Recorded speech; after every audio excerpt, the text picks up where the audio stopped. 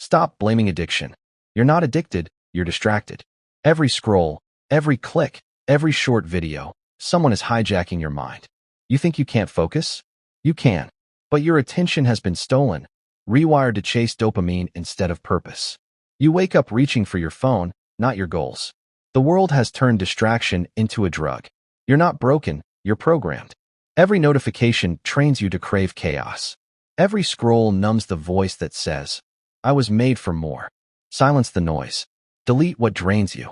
Reclaim your focus, because the mind that can't sit still can't build anything. You don't need more motivation, you need fewer distractions. When you take back your attention, your power returns. Focus turns to clarity, clarity turns to action, and action builds the life you keep dreaming about. So put the phone down. Sit in silence. Train your mind to obey you again. Because you were never addicted. You were only distracted. Want to improve your life? Hit that follow button.